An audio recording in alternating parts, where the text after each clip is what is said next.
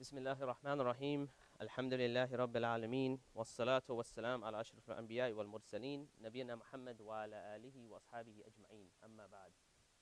Okay, um, a few years ago, myself and a friend of mine, we had gone to a certain, there we go. Jazakallah khair. We had gone to a certain, what's known as like a cultural parade. And this is what they call the Pakistan Day Parade. It was actually here in Houston. And we went there with a certain objective. We wanted to hand out CDs to the people there to encourage them to pray, to encourage them for the salah. And we were there and we were handing out these CDs to various people. And the CD, by the way, was recorded by Sheikh Yasir Qadi. Very good CD, anyhow. So we were giving these CDs out, and some of the reactions were very interesting. Some people took it and said thank you. Some people acted as if we were from Mars. No, we don't want it. So anyway, but we were giving these CDs out. Now, there was a group of people that came, and amongst the group of people, there was one, you could say, one person that was sticking out. Now, you're thinking this is the Pakistan Day Parade. You have a whole bunch of people that probably look like me or have the same complexion as me. And then you had one person who kind of stood out who had a much, much lighter complexion, who was Caucasian. So I happened to bump into him, and I asked him, I said, so are you Muslim or not? He said, no, I'm not Muslim. So we had some other extra CDs, and we said, if you have, here's some CDs about Islam in general, and if you have any other questions, please feel free to ask. So he thanked me, and he kind of went on his way. Then later on in that evening, he came up to me, and he said, look, I have a question for you. I said, okay, sure, go ahead, no problem. He said, here's my question. I've heard that in your religion, interest is forbidden. Is that true?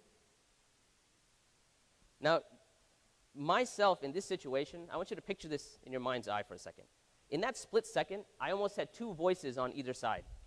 One voice popped up and said, Fahad, come on, man. You're going to tell him interest is forbidden? What is he going to think of Islam? He's going to think you have a backward religion, an archaic religion.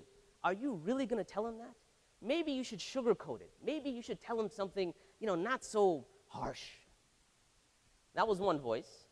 The other voice said, look, this is the deen of Allah Azza wa Jal. You have to tell him the truth, straight. That's how Allah Azza wa Jal addresses us in the Quran. That's how you should tell him. So, mind you, this is happening within a split second, and I decided to go with the voice that said, just tell him the direct answer. So remember, what was the question? Is interest forbidden? So now here I am, I'm ready. I said, yes. And I waited. And he looks at me, he says, really? And I'm like, uh-huh. He says, that's awesome. I was like, it is? And and for a second I thought, yeah, it is.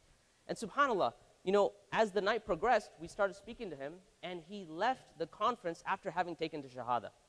Allahu Akbar. Now, just kind of highlighting this point in the sense that in this day and age that we live in, when a question like that arises about interest, you have many people that tend to come and kind of sway your opinion in one way or the other. But the fact of the matter is, interest is forbidden.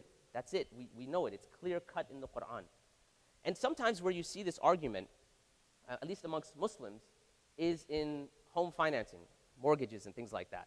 And so sometimes people will come to you and they'll say, you know what, I bought a house on a mortgage, and I don't see anything wrong with it. I said, okay. And the argument is, look, if I were to do some sort of Islamic financing where the house was bought outright and then it was sold back to me or whatever the thing is, I would actually be paying more. And I'm, by taking a conventional mortgage with interest, am paying less. So that doesn't make any sense to me. How, if Allah Azza wa Jal has made it forbidden, it should have some sort of benefit. And this is generally the line of thinking that you find many people having. That's why I'm just going to go ahead and take a mortgage. And of course, there's other lines of thinking. There's ikhtilaf bain al-ulama, there's difference of opinion amongst the scholars, and so on and so forth. And of course, when you give the argument of, look, you could just rent, they say, no, you can't just rent. You're not going to have any equity built in your house. So how could you just rent? And the arguments go on and on. And usually, when you have a religious person, they might come with an answer that has something in the realm of, well, we do it because Allah Azza wa Jal said so. It's forbidden, and that's it. Which is correct. That interest is forbidden because Allah Azza wa Jal said so. But what I'm hoping to expound upon today is that there is a reason why interest is forbidden. And the reality is that reason doesn't have to do with on a micro level.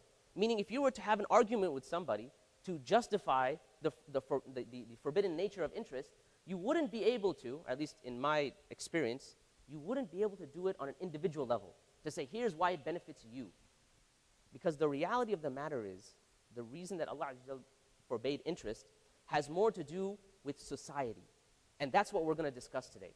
Not looking at it on a micro level, but looking at it on a macro level. How does interest affect society? Now, the way this is going to proceed, we're going to basically go back and do a little bit of what they call economic history. And we're going to look at the economic history at the time of the Jahili Arabs. And we're going to basically look at that history and see how that history affected the people at that time. How it was a very unjust system that was present at that time. And we'll get into some details related to that. And then what we're going to do is we're going to take that, we're going to see how the ayats were revealed, forbidding interest, and then we're going to come to our current economic dilemma, the current economic recession. And we're going to draw parallels, okay? Now, before I start, I'm not going to spell out each and every single parallel. I'm not going to say, look, this is what happened at the time of the Jahili Arabs, this is what happened in our time. But this is something that I think, inshallah, bi'idhnillah, you will see yourself, those parallels, as we go through, number one, the exposition of the economic history during the time of the Jahiliyyah, and our economic history today, or I should say the economic recession today, rather. And by the way, when we get to the economic recession, I'm not going to give you tidbits.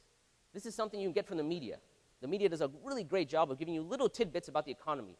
You know, the unemployment has bumped up 2%, or a fraction of a percent, or whatever it is, and in order to make you feel a little happy. We're going to go into some details about this very recession.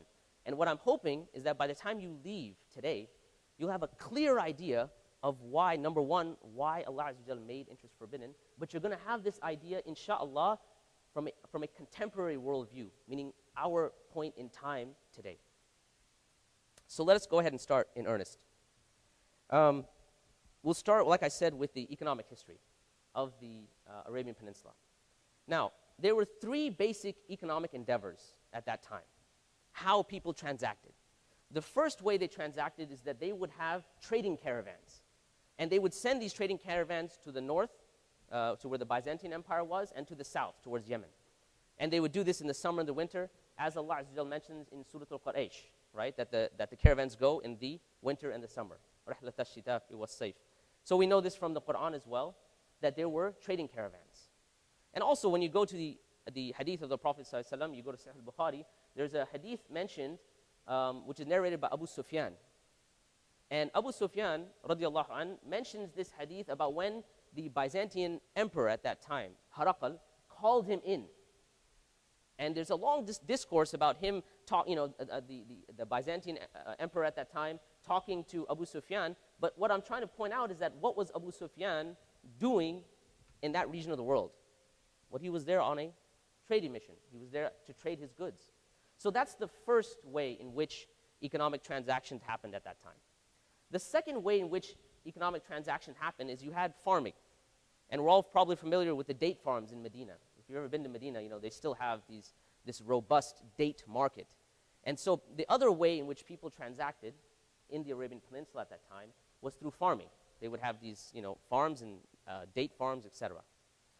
The third way in which people transacted, or the third activity, economic activity, was shepherding. And we know that, as the Prophet ﷺ told us, that this was a practice of the prophets and messengers beforehand in order to kind of teach them how to guide a community and so on and so forth. But it was well known in the Arabian Peninsula, this practice of shepherding, whether it was camels, whether it was sheep, etc. Now, out of these three economic transactions, or economic transactions, there's one that I want to highlight. That's what we're going to focus on. And that is the caravans that travel to the north and the south in the summer and the winter. You see, I want you to picture this in a very pragmatic, practical way. Picture yourself living at that time. And picture yourself, look, you want to now send a caravan, let's say to the north.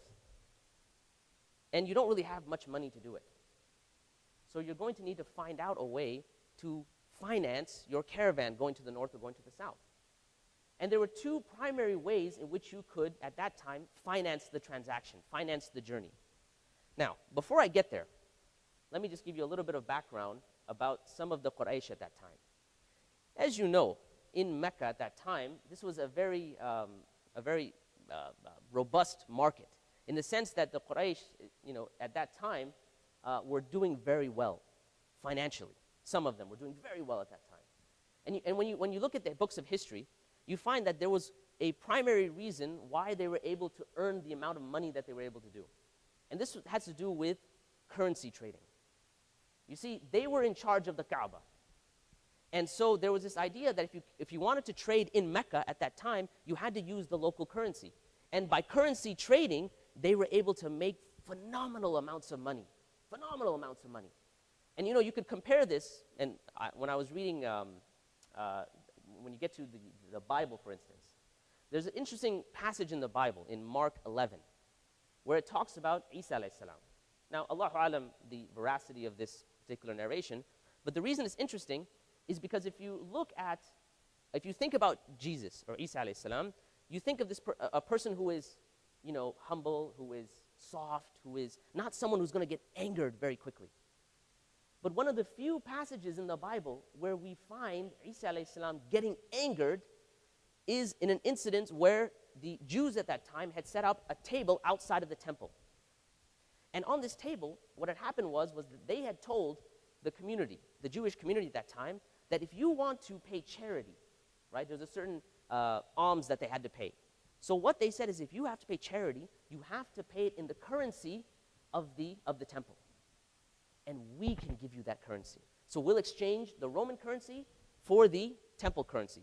The temple currency was called the half shekel of the sanctuary, just for knowledge purposes. Now, when Isa alayhi salam shows up and he sees them making these transactions, this is one of the few times where he becomes angry, very angry. And he starts he takes some twigs and makes them into like a stick and starts whipping the people that were sitting on that table. And he flips the table. And when you look at the narration, specifically here, it says that at that moment, that is when the Jews transpired to kill him. After that incident. Before that, they were tolerating his calling to Islam, calling to Tawheed, etc. But it was at that moment when he was about to topple their financial well-being, is when they decided, and this is in Mark 11, right? They said that, and it was at that point that they decided to kill him. And of course, it was no different with the Prophet ﷺ. Of course, the Prophet ﷺ, when he came to Mecca, ﷺ, and he pronounced Islam, one of the reasons why that the Quraysh, the wealthy Quraysh at that time were against him, is because they had a profound understanding of what this meant.